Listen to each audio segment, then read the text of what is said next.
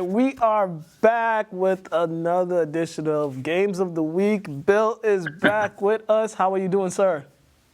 Good, Wakala. Good to see you again. Nice to see you as well. Well, we're almost there to the finish line. We've got semifinals week is this week.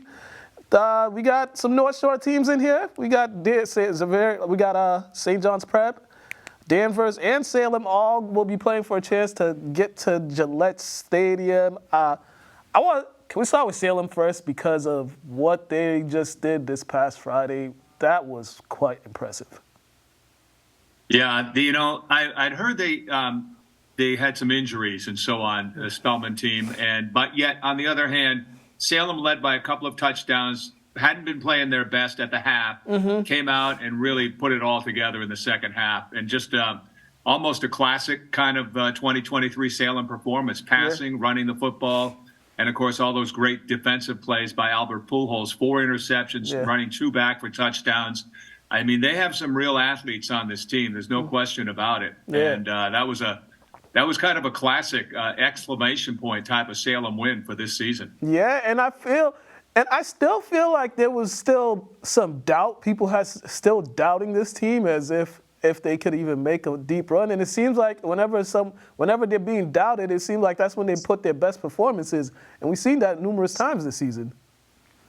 I don't think there's anything wrong with doubting a team to start the season, but they keep building, and they've been in pressure cooker games now for the last 6 weeks or so. Yeah. And, they've lost 2 games, but they've very narrow losses, and they've won some big games. And who would have thought at the beginning of the year, or early in the year, let me put it this way, that the 2 remaining teams in the Northeastern Conference in the playoffs are Salem and Danvers. And Danvers, a team that Salem beat early on in the season, albeit another close game, but a win for Salem. That was an exclamation point for me on what to expect for this team.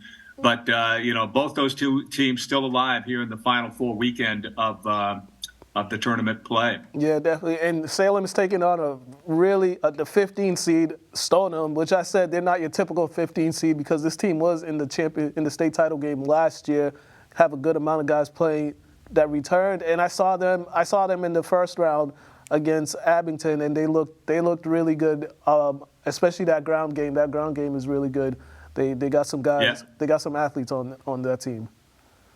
Yeah, Bob Almeida in Stoneham, I mean, he's a tradition there, and he's done a terrific job there over the years. So that team is going to be a well-coached team, is going to be obviously as a 15 seed, right? Yes. That's a surprise, but yet on the other hand, they play in a very tough league, and at this point, whoever gets to these Final Four games they're the top 4 teams in the division. Yeah. So take nothing away from them. It should be a very tough game for Salem on Friday night. Yeah. And I think Stoneham started off 0-3 or 0-4. I think they started off. They didn't have a You're right. You're right. I heard that 0-4. They started 0-4, so now they've won their last 6 games, 2 of them in the playoffs. Yeah, good for them. All right, next up is Danvers taking on Hanover. I know you're familiar with this Danvers team. What can you say about these guys and just what they've done this year? Well, I talked with Coach Ryan Nolan, and his team had that shutout win last week over Denham, 10-0, after barely winning their opening playoff game over Blackstone Valley, 20-19, and that Blackstone Valley team with a shot for a field goal right at the end to win it. But Danvers hung on, won that game. Then they won their second game, a shutout win last week. Very impressive. Obviously, great performances. Danvers is getting some contributions from some additional players here in the playoffs right now. So, that looks like a very tough game. The Hanover team, Hanover has not lost this year. They're 10-0. They have not lost this year. The game's at Weston High School Saturday afternoon at 2:00. Yeah. So a really tough matchup for Danvers. But yet, here's a team, can be kind of dangerous because they're a game further than a lot of people thought they might be, and so on, and they're still going. Yeah, these Northeastern Conference teams, it seems like they've got they're able to withstand these close, tight games. I know, granted, Peabody lost in the second round. But another one, it was a tight game. They only lost by 4 points, but seemed like these Northeastern Conference teams are equipped to handle these tight football games. Yeah, we'll see. Yeah, I mean, it'll be a great weekend, another great weekend of football action for those teams. You know, just a quick shout out too to one other team up in Division 7, Amesbury. They're taking on Cohasset. They're out of the Cape Ann League, so they're the last Cape Ann League team in the playoffs as well. Taking on a top number 2 seeded Cohasset team, very good team, and that game's Friday night in Burlington. But yeah. Good luck to the Prep, to Danvers, and, of course, to Salem High School and their games this weekend. Yeah, and the St. John's Prep is playing. They will be playing Andover. The game will be at Woburn High School. These two teams played last year in the round of 8 with St. John's Prep winning. And St. John's Prep, it was like a tale of two halves against BC High.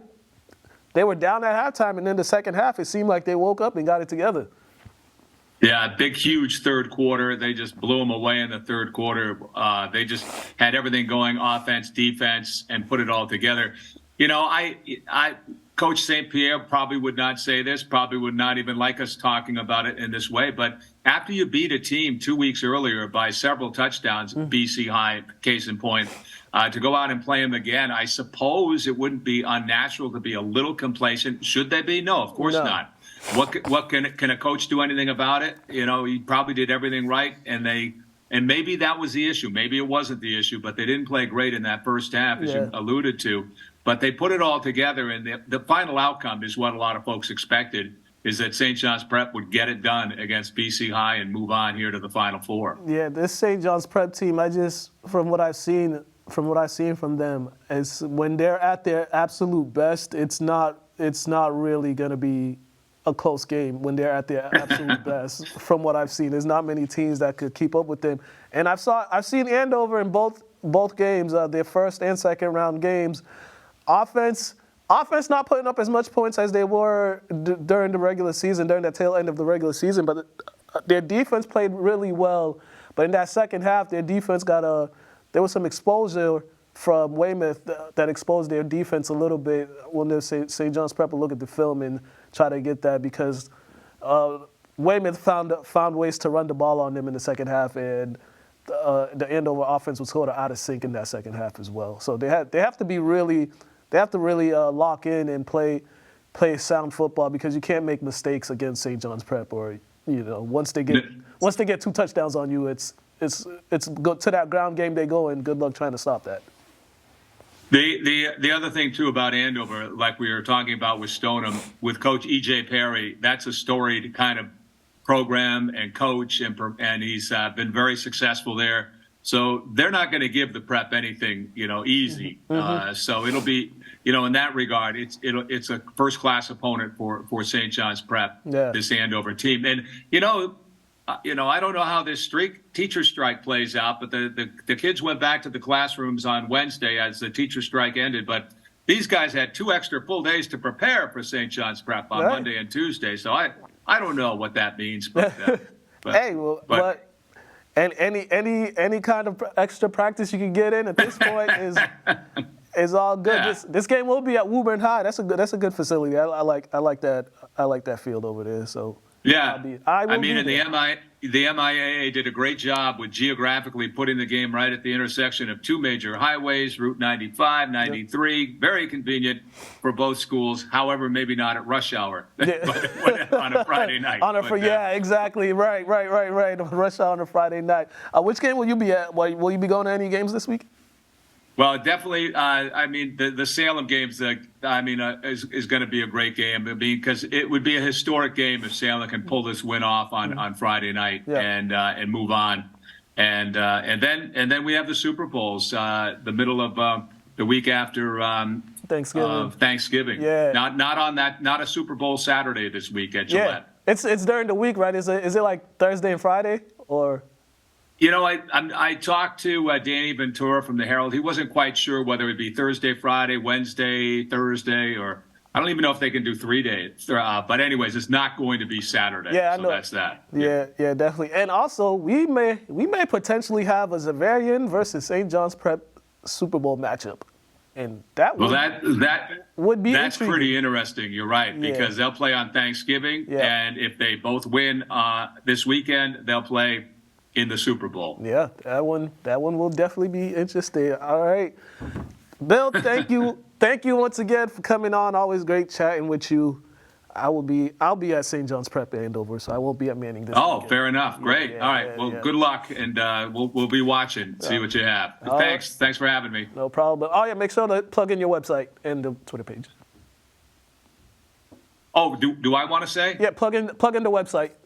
Yeah, perfect. Yeah, msonewsports.com. That's msonewsports.com. We have the interviews up with all of the coaches that we just were talking about on those key games, the Prep, Danvers, Salem, and even Amesbury with Coach Colin McQueen, who's done a great job there. He's actually going to be a guest on the North Shore Sports Desk show with Dominic Castro, which airs on Thursday on our website. And so we'll have a lot of the other stuff up. Plus, we also have Danny B on the website from the Boston Herald, previewing some of the weekend games. Oh, one other game we got to mention, just the Milton game. They're in Division III. Steve Dembowski, former coach of Swampscott, former player in Swampscott here on the North Shore, has done a great job with that Milton program. They're in the Final Four as well. But that's just something to just keep an eye on as well over the weekend. All righty, Bill. Thank you once again. You guys, we're out of here. You got it. Yep.